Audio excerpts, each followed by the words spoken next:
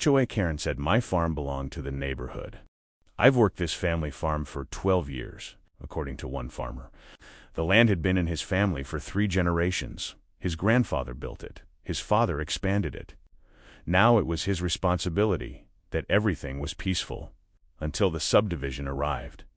At first, Chunk 10, he welcomed the new neighbors. People have to live somewhere. As long as they respected the property line, there wouldn't be any problems. Unfortunately, one neighbor had very different ideas. She introduced herself as the HOA president, then informed him. His farm now belonged to the neighborhood. She even put it in writing. She demanded he follow HOA rules. She ordered him to fertilize the land immediately. So he did. Exactly the way real farmers fertilize fields. By the time the police arrived, the HOA president wished she'd never stepped onto his farm. According to the farmer, he never expected to have problems with neighbors. Most of the surrounding properties had always been farmland. Everyone understood the unspoken rules. Stay on your own land. Respect fences. Don't interfere with someone else's livelihood. It worked that way for years. His farm wasn't enormous. But it was enough. Corn in one season. Soybeans the next. A few sheds. Several tractors.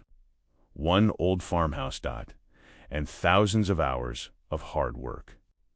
According to the farmer, every fence post had a story. Some had been there longer than he had. Others he'd replaced himself. He knew every corner of the property. Every drainage ditch. Every tree. Every section that flooded after heavy rain. It wasn't just land, it was family history. Then, one year, the neighboring wheat field was sold. Not to another farmer. To a property developer. Within weeks, bulldozers arrived. The old field disappeared. Roads replaced crops. Streetlights replaced silos. Dozens of new homes went up, according to the farmer. He tried to stay positive. New neighbors weren't automatically bad. Maybe they'd appreciate living beside open farmland. Maybe they'd enjoy the quiet. Maybe nothing would change. For about a month, everything seemed fine. People waved politely. Kids rode bicycles. Dogs barked behind backyard fences. Life went on. Then one morning, he noticed footprints. Fresh footprints. Cutting straight through a newly planted section. Not one set. Several alongside them. Small dog paw prints. According to the farmer, his stomach sank. He'd spent 2 full days preparing that field. Every footprint crushed young seedlings. Every shortcut cost money. He followed the tracks. They led directly toward the new subdivision. That afternoon, he met the person responsible. A woman walking 2 small white dogs. Bright pink leashes. Designer sunglasses. She was pointing across his property. Talking to herself? Or maybe rehearsing something. The farmer gave a friendly wave. She looked straight at him. Then looked away. No smile. No greeting. She simply continued walking. According to the farmer, he shrugged it off. He had no idea she'd soon become the biggest headache he'd ever had. According to the farmer, he forgot about the woman after that, at least for a week. Planting season doesn't leave much free time. The days started before sunrise, and often ended after dark. Then he saw her again, only this time, she wasn't near the fence. She was standing in the middle of his field. Both dogs were off their leashes, running through freshly planted rows. According to the farmer, he stopped his tractor immediately, shut off the engine, and walked over. He kept his voice calm. "Can I help you?" The woman barely looked at him. "We're just walking." The farmer pointed toward the crops. "You're on private property. I just planted this section. I need you to stay off it." The woman smiled politely, but it wasn't a friendly smile. It was the kind people use when they think they're smarter than you. She folded her arms, then said something so ridiculous, the farmer honestly thought she was joking. The HOA charter designates this as community open space. We're allowed to use it, according to the farmer. He actually laughed. Just once, because surely nobody believed that. "This isn't HOA property, it's my farm. I've owned it for 12 years. The woman shook her head. "No. I've read the community documents. As HOA president, I know exactly what belongs to the neighborhood, according to the farmer. He stared at her for several seconds, trying to decide whether she was confused or completely delusional. Eventually, he chose the polite approach. I think you've misunderstood something. This property isn't part of your subdivision. I've never joined your HOA. I've never signed anything. My land has been zoned agricultural for decades. The woman dismissed everything he said.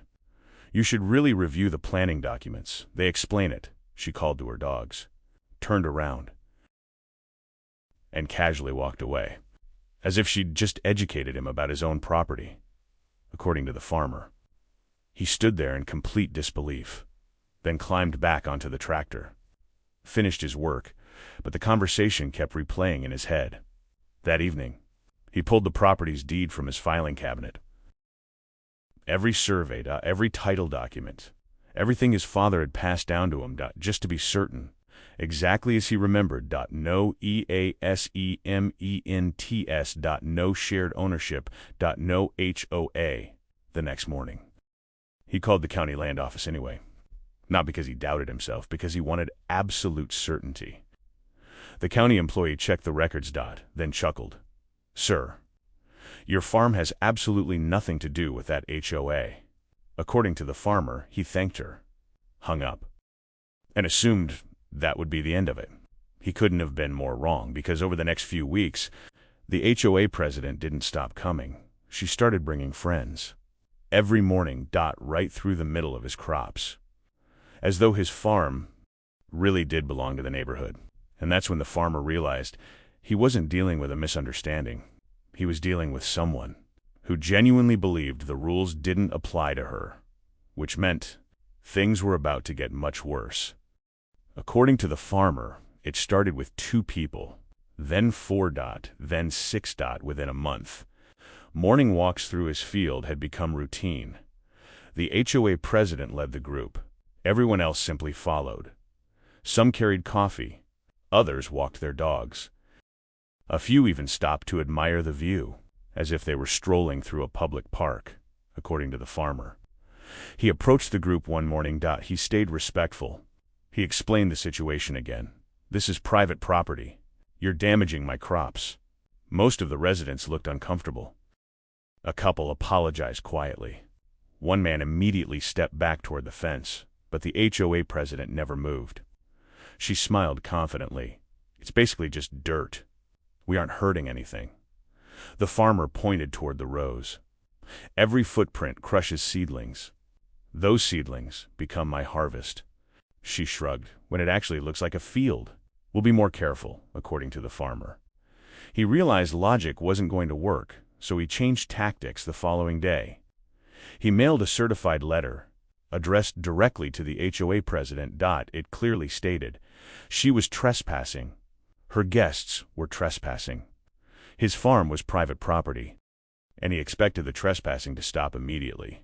A few days later, he received a reply, not from a lawyer, not from the HOA's attorney, from the HOA president herself, according to the farmer. She'd typed the entire thing herself. It looked official, but only because she'd made it look that way, the letter claimed. The HOA board had reviewed his property and reached a decision, according to the letter. His farm had now been designated as HOA community open space. Residents were officially permitted to use it. The farmer blinked, then laughed out loud. It wasn't just wrong, it was absurd. But the letter wasn't finished. The second page contained a list of violations. His field looked barren. It wasn't aesthetically pleasing. It failed to meet neighborhood standards. Then came the demand. He was instructed to immediately treat and fertilize the landscape. So it would provide a greener appearance for the community. According to the farmer. He read that sentence 3 times, then placed the letter on his kitchen table. He wasn't angry anymore. He was fascinated. Because in all his years farming, he'd never met someone so confidently wrong. The next morning, he called his lawyer. The lawyer listened patiently, then asked one question. Did she actually put all of that in writing? Every word? There was a short pause. Then the lawyer chuckled. "That's incredibly helpful." He confirmed exactly what the farmer already knew. The HOA had absolutely no authority over the farm. None. The fake notice meant nothing legally. But the trespassing certainly did, according to the lawyer. They could file suit. Eventually win, recover damages. But it would take months. The farmer thanked him, hung up. And looked back at the letter. One sentence stood out: treat and fertilize the landscape immediately. He smiled, because for the first time he thought of a solution. The HOA president was never going to forget. According to the farmer, he spent the rest of that evening thinking not about revenge, about consequences. Anything he did had to be completely legal. It had to be something he'd normally do anyway. Then he looked at Karen's letter again. The sentence practically jumped off the page. Treat and fertilize the landscape immediately. He smiled, because he knew exactly what real farmers used. Commercial liquid cattle manure. Not the small bags sold at garden centers. Not decorative fertilizer. The real thing, according to the farmer. It was one of the most common fertilizers in agriculture. It worked well. It was affordable. And it was completely legal, especially on agricultural land. The next morning, he called his agricultural supplier, ordered a full tanker. The supplier asked where he wanted it spread. The north field, the one closest to the subdivision. Delivery was scheduled for Friday morning. According to the farmer, he didn't choose Friday by accident. He'd been watching Karen's routine, not to spy on her, because she made herself impossible to ignore. Every weekday. She arrived at almost exactly the same time, just before 9 o'clock. Always through the same gap in the fence. Always walking across his field, like clockwork. The farmer didn't invite her. He didn't warn her. He simply planned his normal farm work. Friday morning arrived. The tanker pulled into the farm. Right on schedule. The driver helped connect the spreader. Checked the hoses. Tested the valves. Everything worked perfectly. According to the farmer, he glanced at his watch. 8:55 a.m. 5 minutes until Karen usually appeared. He climbed into the tractor, started the engine, and drove toward the north field. The spreader began doing exactly what it had been designed to do, covering the freshly planted rows with fertilizer. The smell was unmistakable. Strong, heavy, and completely normal for a working farm. According to the farmer, after years around livestock, he barely noticed it anymore. Then he saw movement, right on time. Karen stepped through the opening in the fence, wearing bright blue workout clothes, designer sunglasses, walking confidently toward the middle of his field. According to the farmer, he never changed course. He never sped up. He never slowed down. He simply continued fertilizing his own property. Karen walked another 20 feet, then paused. She wrinkled her nose, looked around, finally noticing the smell. Her eyes found the tractor. Then the spreading equipment. Instead of turning around, she tried to walk around it. According to the farmer, that was her mistake. Commercial spreaders aren't designed to avoid trespassers. They're designed to cover fields efficiently. Within seconds, Karen found herself directly inside the spray pattern. She froze, then screamed, loud enough to hear over the tractor. The farmer stopped the machine, climbed down. Karen stood there, absolutely covered. She stared at her clothes. Then at the farmer. "What is wrong with you?" she shouted. The farmer calmly reached into his jacket, pulled out her letter, and held it up. "You told me to fertilize the field." According to the farmer, Karen looked completely horrified. "You did this on purpose?" The farmer shook his head. "I'm fertilizing my field, exactly like you demanded." He tapped the letter. "The instructions came from you." Karen snatched out her phone. "I'm calling the police." "Please do," according to the farmer. That answer caught her off guard. She clearly expected him to panic. Instead, he climbed back into the tractor, finished the current pass, then parked the machine. By the time the deputies arrived, Karen was still standing near the edge of the field, furious and still smelling exactly like the fertilizer, according to the farmer. The deputies struggled to keep straight faces. Karen immediately launched into her story. He assaulted me. He sprayed me on purpose. He ruined my clothes. And this land belongs to our HOA. The first deputy listened patiently, then turned to the farmer. "Can I hear your side?" The farmer handed him 3 documents: his property deed, the county zoning confirmation, and Karen's letter. The deputy read each page carefully, then looked back at Karen. "You sent this?" Karen nodded confidently. "Yes, as HOA president." The deputy looked at the line ordering the farmer to fertilize the property, then looked across the field, the tanker, the tractor, the freshly treated rows. Everything matched, according to the farmer. The deputy finally spoke. "Ma'am, he's operating agricultural equipment on agricultural land. That's completely legal." Karen tried interrupting. "But he knew I was coming." The deputy remained calm. "You walked onto his property after he'd already told you to stay off, and after he'd sent you written notice." Karen insisted the HOA owned the field. The deputy held up the deed. "No, it doesn't. This document says otherwise." According to the farmer, Karen looked genuinely confused, as though reality had betrayed her. She kept repeating, "But our community documents." The deputy politely stopped her. "Community documents don't override property law. If your HOA believes otherwise, that's a civil matter. But today, you were trespassing." The deputy handed the documents back, then looked directly at Karen. "My advice? Stay off this man's farm."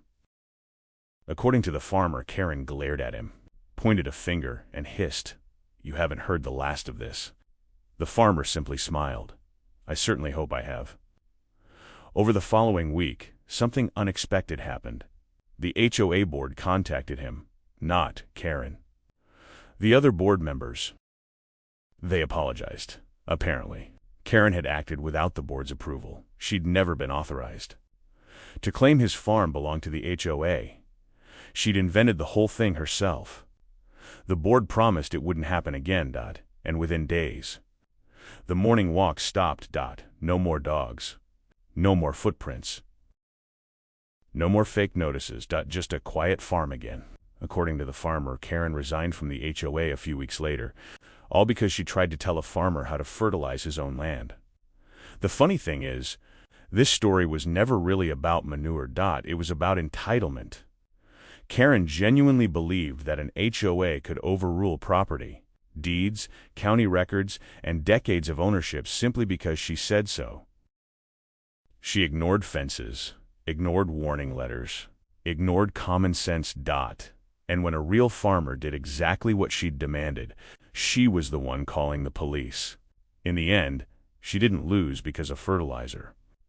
She lost because she thought the rules applied to everyone except her. But what do you think? Did the farmer handle the situation perfectly by simply doing his job? Or should he have taken Karen straight to court instead? Let me know in the comments below. And if you enjoy HOA nightmares, entitled neighbor stories, malicious compliance, and unbelievable Reddit revenge, make sure to subscribe so you don't miss the next story. Thanks for watching, and I'll see you in the next one.